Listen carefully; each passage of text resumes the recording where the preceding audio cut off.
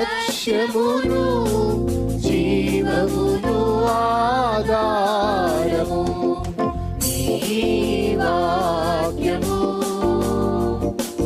నా త్రోవకు.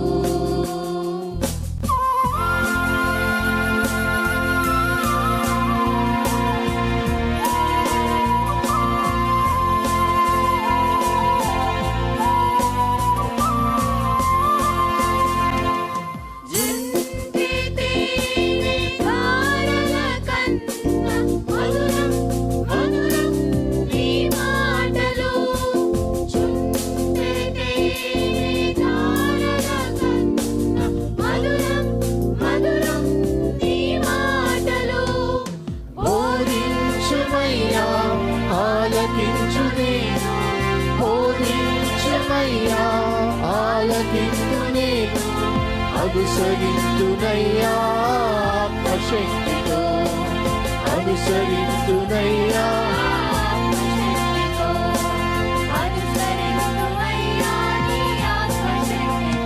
ప్రియమైన సహోదరి సహోదరులకు ప్రభు నామమున శుభములు. దేవుని దయాసంకల్పం చొప్పున ఏర్పాటు చేయబడిన ప్రభుతో ప్రారంభం అనుదిన ధ్యాన కార్యక్రమం క్రీస్తునందల ప్రేమతో మిమ్మల్ని ఆహ్వానించుచున్నాను. జుంటె తేనె ధారల కన్నా మధురమైన వాక్యము మన ప్రాణమును సేదతీరుస్తుంది, మన మార్గమును సరిచేయునది, నిత్యరాజ్యమునకు మనను చేర్చున్నది దేవుని వాక్యము. అటువంటి జీవార్థమైనటువంటి వాక్య ధ్యానం ద్వారా మన దినమును ప్రారంభించుట ఆశీర్వాదకరం. ప్రభుతో ప్రారంభం, తద్వారా ప్రతిక్షణము ఆయన మనతో, మన వెంట కాపరిగా, పోషకుడిగా ఉండాలని కోరుకుంటూ ప్రార్థనతో ప్రారంభిద్దాం.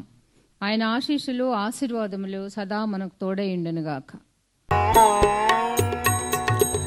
విమల హృదయమిమ్ము విదితంబు నిను గొల్వా యేసునాదా,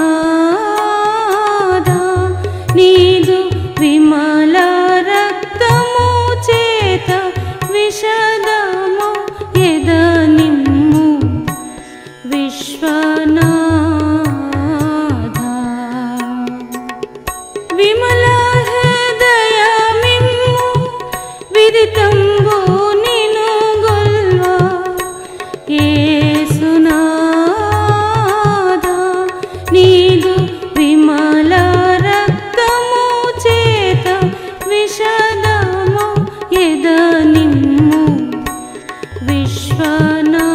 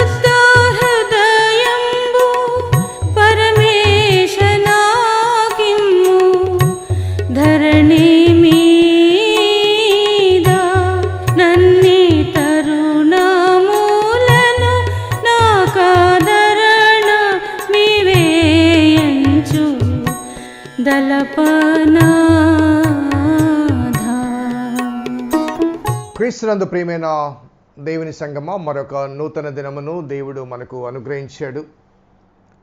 ప్రభుతో ప్రారంభం అనుదిన ధ్యానం ఆత్మకు క్షేమం. మన భౌతిక జీవితానికి క్షేమము కలుగునీతిగా అనుదిన ఆహారాన్ని ఏ రీతిగా మనం భుజిస్తాము, మన ఆధ్యాత్మిక జీవితానికి ముఖ్యంగా మన ఆత్మకు క్షేమం కలిగే రీతిగా దేవుని వాక్యాన్ని మనము మరి ఆహారంగా స్వీకరించాలి. మరి అనుదినము దేవుని వాక్యం ద్వారా పోషించబడుతూ, ప్రోత్సహించబడుతూ, హెచ్చరించబడుతూ ముందుకు సాగుటకు దేవుడు మనకు అనుగ్రహించిన తరుణాన్ని బట్టి దేవునికి స్తుతులు చెల్లిస్తున్నాను. గత ఆదివారం నాడు దేవుని వాక్యం గురించి సందేశంలో మాట్లాడుతూ, దేవుని వాక్యములో సంఘమునకు క్షేమాభివృద్ధియు, హెచ్చరికయు, ఆదరణ ఉంటుంది. అనగా దేవుని ప్రవచనములో క్షేమాభివృద్ధి అనగా క్షేమము అభివృద్ధి చెందుతుంది, అనగా క్షేమము విస్తరిస్తుంది, హెచ్చరికలు ఉంటాయి, అదే రీతిగా ఆదరణ కూడా ఉంటుంది. ఈ కీర్తనల గ్రంథాన్ని ధ్యానం చేస్తున్నప్పుడు ఈ 3 అంశాలు మనకు వివిధ రీతులుగా గ్రంథకర్త రచయితల ద్వారా మనకు అందించబడుతున్నాయి. ఆ క్షేమాభివృద్ధిలో దేవుని స్తుతి ఉంటుంది, విలాపాలు ఉంటాయి, విజ్ఞాపనలు ఉంటాయి, అదే రీతిగా కృతజ్ఞతలు కూడా ఉంటాయి. ఈ నేపథ్యంలో మరొక నూతన దినం దేవుని వాక్యం ధ్యానం చేయుటకు ప్రేమతో మిమ్మల్ని స్వాగతిస్తున్నాను. రండి ప్రార్థన చేద్దాం. కృపగల దేవా, దయగల తండ్రి, మీ పాదములకు స్తోత్రము చెల్లిస్తున్నాం నాయన. నీ ఉచితమైన దయా సంకల్పాన్ని బట్టి మమ్మల్ని ప్రేమించి ప్రోత్సహిస్తూ అనుగ్రహిస్తున్న దీవెనకర అనుభవాలు బట్టి ప్రభువా స్తుతులు చెల్లిస్తున్నాం. నీ లేఖనాలు ధ్యానం చేస్తుండగా, నీ దివ్యమైన సూచనాత్మకమైన సందేశాలు ఆలకిస్తుండగా మా జీవితాలకు అవసరమైన క్షేమాన్ని, అభివృద్ధిని, మరి ఆయా అంశాల నేపథ్యంలో హెచ్చరికలు, ఆయా ఇబ్బందుల నేపథ్యంలో ఆదరణ కలుగునట్లుగా మీ సహాయం దయచేయమని మా రక్షకుడైన యేసు నామమున అడిగి వేడుకొంచున్నాం తండ్రి, ఆమెన్. 21వ కీర్తన మనము ముగించబోతున్నాం. మరి ఈ కీర్తన ప్రవచనాత్మకమైన కీర్తన అని మరి మొదటి భాగములో అనగా మొదటి వచనము నుండి మరి 6 వచనాలు మరి దేవుని యందు నమ్మిక ఉంచిన వారి పట్ల కలిగే ఆ దీవెనలు ఎలా ఉంటాయి, ఆ విషయాలు జ్ఞాపకం చేసుకుంటూ మరి దేవుని కుమారుడైన యేసుక్రీస్తు ద్వారా కలిగిన ఆ రక్షణ సాఫల్యత, తద్వారా కలిగే ఆ నిత్యత్వం, ఈ అంశాలు మనకు పొందుపరచబడ్డాయి. కారణం 7వ వచనంలో ఏలనగా రాజు యెహోవా యందు నమ్మిక ఉంచుచున్నాడు, సర్వోన్నతుడి కృపచేత అతడు కదలకుండా నిలిచెను. మరి దేవుని పట్ల విశ్వాసం లేని వారికి ఏమి కలుగుతుంది అన్న విషయాలు 8వ వచనం నుంచి 12 వరకు పొందుపరచబడ్డాయి. సో ఒక రకంగా చెప్పాలంటే it speaks about the judgement which is going to come. రాబోయే దినాల్లో రాకడ ప్రత్యక్షతలో కలిగే తీర్పు గురించి దావీదు ప్రవచనాత్మకంగా మనకు అందించాడు అని భావించవచ్చు. సో ఈ ముగింపులో 13వ వచనాన్ని, మరి ఈ ముగింపులో వ్రాయబడ్డ మాట, యెహోవా నీ బలమును బట్టి నిన్ను హెచ్చించుకొనుము, మేము గానము చేయుచు నీ పరాక్రమమును కీర్తించెదము. నీ బలమును బట్టి, ఈ మొదటి వచనంలో ఏముందండి? యెహోవా రాజు నీ బలమును బట్టి సంతోషించుచున్నాడు. So the strength which I am experiencing in my life, అన్ని అనుభవాల్లో, కష్టాల్లో కానీ, శ్రమల్లో కానీ, బాధల్లో కానీ, బలహీనతలో కానీ, సో అన్ని అనుభవాల్లో నీ బలాన్ని నేను అనుభవిస్తున్నాను, నీ శక్తిని నేను ఆశ్రయించాను, నీ నీడలో కొనసాగుతున్నాను. కాబట్టి నీవు నాకున్నావు, దాన్ని బట్టి నేను సంతోషిస్తున్నాను. నీవు నాకున్నావు కాబట్టి నేను సంతోషిస్తున్నాను. ఒకసారి ఈ భావనతో మన అనుదిన అనుభవాలను ఒక్కసారి నెమరు వేసుకుందాం. కొన్నిసార్లు అనగా we're after all human beings, we're not beyond కదండి. కాబట్టి అనుకోని ఆపదలు వస్తుంటాయి, శ్రమలు వస్తుంటాయి, నిందలు వస్తుంటాయి. దైవ సేవకులకు అధికంగా ఈ నిందలు వస్తుంటాయి. అవమానకరమైన దూషణలు వస్తుంటాయి. మరి నిష్పక్షపాతంగా పరిచర్య చేసినందుకు కొంతమంది తమ స్వలాభాపేక్షను బట్టి, స్వార్థాపేక్షను బట్టి దూషించేవారు కూడా ఉంటారు, తొలగించేవారు కూడా ఉంటారు. సో అలాగే దైవ సేవకులు మాత్రమే కాదు, క్రీస్తును నమ్మి వెంబడించిన విశ్వాసుల జీవితాల్లో కూడా. ఎందుకంటే మన చుట్టూ ఉండే ప్రపంచం క్రీస్తును ద్వేషించింది కాబట్టి క్రీస్తును బట్టి ఆయన అనుసరించిన వారిని కూడా ద్వేషిస్తుంది. కాబట్టి ఇటువంటి సమయాల్లో, ఇటువంటి సందర్భాల్లో మనకు ఉన్న ఏకైక సాధనం ఏంటంటే దేవుడు అనుగ్రహించే ఆ శక్తి, బలము. ఆ బలము గురించి తెలియచేస్తూ ఫైనల్గా కంక్లూడింగ్ వర్డ్స్లో యెహోవా నీ బలమును బట్టి నిన్ను హెచ్చించుకొనుము అంటాడు. అనగా all praise and glory should be given to God. నీ బలాన్ని బట్టి నేను రక్షించబడ్డాను కాబట్టి, నీ బలాన్ని బట్టి నేను కాపాడబడ్డాను కాబట్టి, నీ బలాన్ని బట్టి నేను హెచ్చించబడ్డాను కాబట్టి నన్ను హెచ్చించడం ద్వారా నిన్ను నీవు హెచ్చించుకో. ఇంకొక మాటలో అంటే by expressing your strength in my life, నా జీవితంలో నీ శక్తిని, నీ బలాన్ని ప్రదర్శించడం ద్వారా, లేకపోతే నాకు అనుగ్రహించడం ద్వారా నీవు గణపరచబడతావు, నీవు హెచ్చించబడతావు.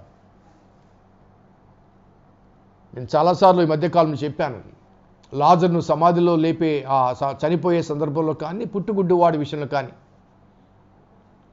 యోహాను సువార్త 9వ అధ్యాయంలో పుట్టుగుడ్డువాడి విషయం ఉంటుంది. అదే రీతిగా 11వ అధ్యాయంలో లాజర్ను లోగి అయిన సమయంలో ఆయన చెప్పిన మాట, ఈ వ్యాధి మరణం కొరకు రాలేదు కానీ దేవుని కుమారుడి మహిమార్థమై. సో లాజర్ను లేపినప్పుడు దేవుడు గణపరచబడ్డాడు, అక్కడ హెచ్చించబడ్డాడు. సో దేవుని శక్తి అక్కడ ప్రదర్శించబడింది. ఆ శక్తిని బట్టి ఆయన కీర్తి వ్యాపించింది అక్కడ. కాబట్టి దేవుని ప్రజగా దేవుని శక్తిని మనము పొందినప్పుడు, ఆ శక్తి ప్రదర్శించబడినప్పుడు దేవుడు హెచ్చించబడతాడు, దేవుడు గణపరచబడతాడు, దేవుడు కీర్తించబడతాడు. That's what the psalmist speaks. ప్రొఫెటికల్గా ఆలోచిస్తే ఈ మరణం మీద విజేతగా లేపబడ్డ యేసయ్య, ఆ మరణపు ముళ్ళును తుంచిన యేసయ్య, ఆ శక్తిని బట్టి ప్రపంచము ఆయన ఆశ్రయించింది, ఆయన వెంబడించింది. ఈ ప్రపంచము, భౌతిక ప్రపంచం అంతా కూడా దేవునిలో కొనసాగటానికి ఒక మార్గం సరళం చేయబడింది. అప్పటి వరకు యేసు ప్రభువాన్ని వెంబడించిన వారందరూ కూడా శిలువ సమయంలో పక్కకు పోయారు. తిరిగి వారందరూ కూడా దేవుని నమ్మి వెంబడించడానికి గల కారణం మరణం మీద విజయాన్ని సాధించినప్పుడు, ఆ శక్తిని చూచినప్పుడు. So resurrection experience is the foundation for the Christian faith or Christian church. ఆ బలాన్ని, ఆ శక్తిని చూచినప్పుడు, మరణ విజేత ఆ కార్యం జరిగించినప్పుడు. కాబట్టి నీ బలాన్ని బట్టి నేను హెచ్చించుకును, నేను గానము చేయుచు నీ పరాక్రమను కీర్తించదును. ప్రతి కీర్తనలు కూడా, దాదాపుగా చాలా కీర్తనలు కూడా ఈ కీర్తి అనేది ఆ ముగింపు వచనాల్లో కనబడుతోంది. ఒకసారి మనం వెనక్కి చూద్దామండి. 19వ కీర్తన 14వ వచనం చూడండి. యెహోవా నా ఆశ్రయదుర్గమా, నా విమోచకుడా, నా నోటి మాటలు, నా హృదయ ధ్యానము నీ దృష్టికి అంగీకారం లగును గాక. సో దేవుని కీర్తిస్తూ, దేవునికి సమర్పించుకుంటూ దేవుని ఆశ్రయిస్తూ ముగించే ఆ ముగింపు అనుభవాలు అక్కడ కనబడతాయి. అదే రీతిగా 20వ కీర్తనలో కూడా చివరి వచనాన్ని మనము గమనిస్తే 9వ వచనం, యెహోవా రక్షించుము, మేము మొరపెట్టినప్పుడు రాజు మాకు ఉత్తరం ఇచ్చును గాక. ప్రతి ముగింపు కూడా ఒక సమర్పణ కనబడుతుంది. దేవుని ఆ శక్తిని ఆశ్రయించిన ప్రజలు ఆ శక్తిలో కొనసాగటానికి సమర్పణ చాలా ఆవశ్యకం. సమర్పణయుతమైన జీవితం, ఆయనకు సమర్పించబడ్డాము కనుక ఆయన భద్రతలో, ఆయన బాధ్యతలో మనం ఉంటాం.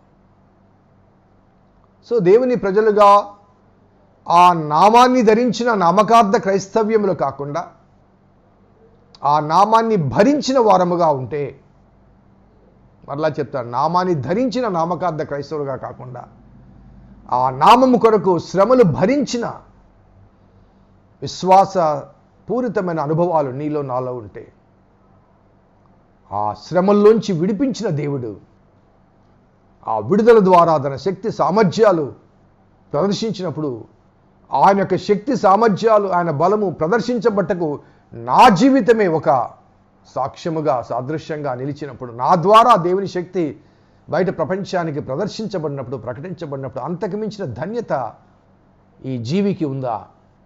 ఈ ప్రాణికి ఉందా?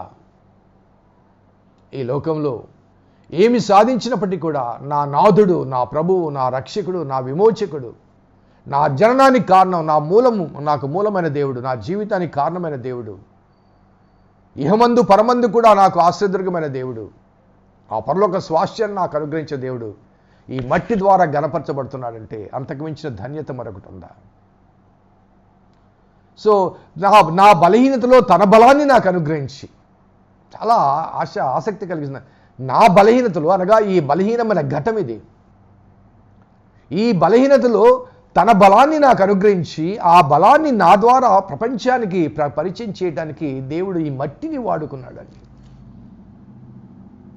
Just try to see or evaluate the love of God which manifested in our lives. మన జీవితాల్లో దేవుని ప్రేమ వ్యక్తీకరణ, తద్వారా ఆయన బలాన్ని మనము పొంది ఈ నిస్సహాయ స్థితిలో ఉన్న మనకు దేవుడు నిరీక్షణ అనుగ్రహింపచేసి ఆయన బలాన్ని స్వాగతించి తద్వారా ప్రపంచానికి నా ద్వారా నా ప్రభువు పరిచయం చేయబడుతున్నాడంటే అంతకు మించిన ధన్యత మరొకటి ఉందా? ఒకసారి మనం ఆలోచించాలి.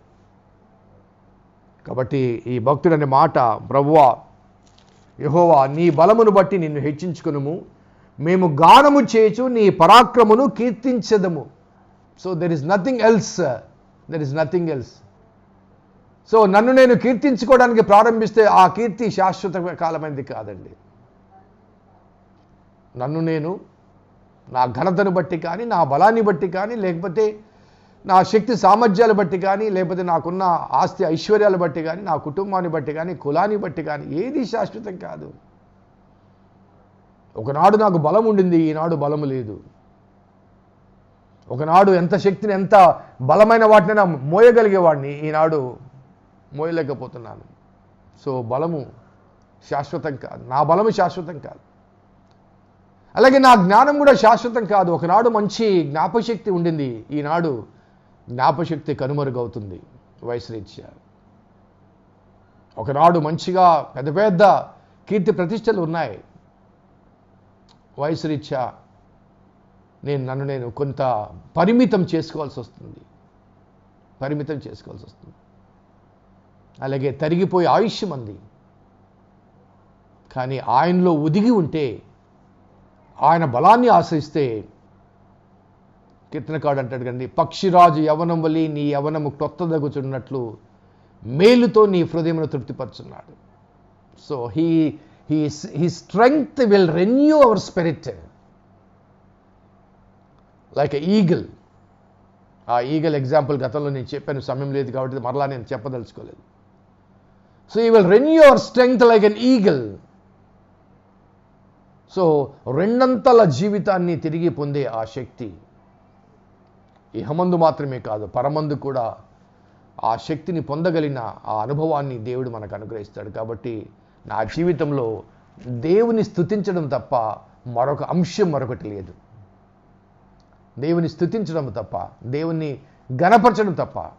అందుకే నేను గానము చేయొచ్చు నీ పరాక్రమను కీర్తించదును, అనగా I will express your strength, your support in my life through singing and praises unto the Lord in the world in which I am living.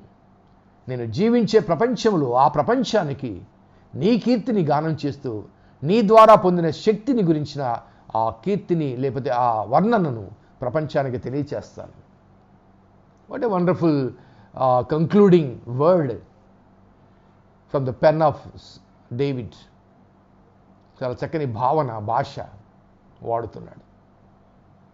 So ఈ ఆలాపనల మధ్య దేవుని స్తుతిస్తూ ముగిస్తున్న ఈ కీర్తన తదుపరి 22వ కీర్తన, the most noted psalm is going to begin from tomorrow. Let's pray.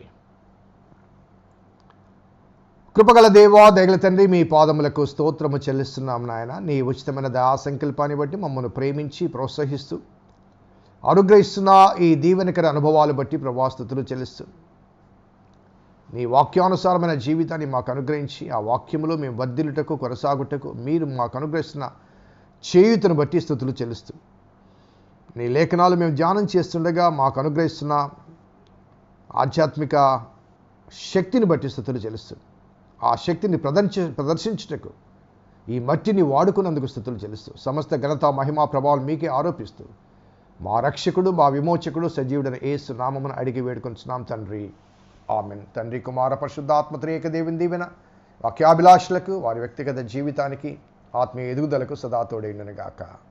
Amen. God bless you. దేవుడి దీవించును గాక.